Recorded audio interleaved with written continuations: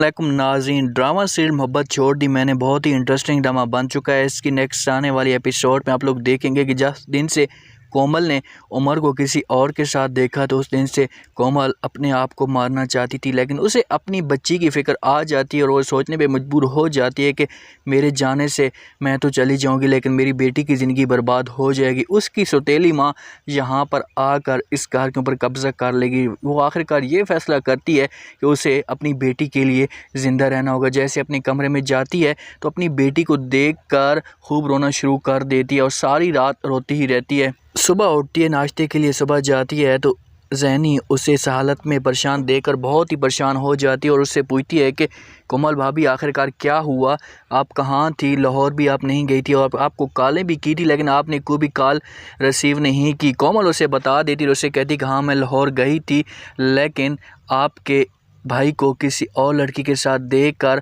बहुत ही परेशान हो गई थी। मैं उसे गिफ्ट देने गई थी लेकिन मैं खुद गिफ्ट बन गई थी। जैसे ही ज़ैनी ये बात सुनती है तो हैरान हो जाती है और कोमल की इस बात पे यकीन नहीं कर पाती और उससे कहती है कि ऐसा कुछ भी नहीं है, आप ऐसे ही बोल रही हैं, ऐसा मेरा भाई कैसे कर सकता है। दूसरी तरफ आप ये देखेंगे कि उमर की दूसरी बीवी उमर के साथ आपस में बातें कर रही होती है और मजाक में उससे कहती है कि जब हम दोनों आपस में खाना खा रहे थे तो मुझे ऐसा लगा कि साथ वाली टेबल पे आपकी दूसरी बीवी बैठी थी। जैसे ही उमर ये बात सुनता है तो उमर के पांव तले ज़मीन निकल जाती है और अपनी बीवी को कहती है कि ऐसा कैसे हो सकता है, उसे कैसे पता, वो यहाँ पर कभी भी नहीं आ सकती, आप ऐसे ही झूठ बोल रही हैं। उमर ये सब कुछ सच साबित करने के लिए और डर को दूर करने के लिए एक फूल का गिफ्ट लेता है और वो कोमल के लिए लेने के लिए जाता है तो ज़ैनी फ़ौरन उसको कॉल करती है और सब कुछ उससे पूछना चाहती है। तो वहाँ पर कोमल भी आ जाती है और ज़ैनी से मोबाइल पकड़कर ज़मीन पे फेंक देती है और उसे कहती है कि ये मैंने ही गिफ्ट दिया था ना, मैंने इसे तोड़ दिया,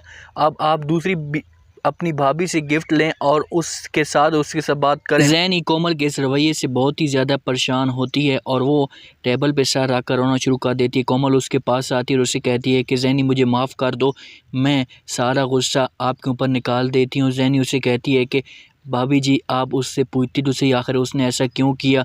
तो कोमल उसे कहती है कि मैं सब कुछ कर सकती थी, उसे बोल सकती थी कि मैं उसे तलाक दे, 3 नहीं तो अल्फाज बोलने थे, वो मेरे डर की वजह से सब कुछ कर देता। तो ज़ैनी जैसे ये बात सुनती है तो उस अपनी भाभी को कहती कि भाभी जी अगर वो ये अल्फाज आपको कहते तो फिर आप क्या करती। तो कोमल ये बात सुनकर काफ़ी परेशान हो जाती है और आखिरकार सोचने पर मजबूर हो जाती है।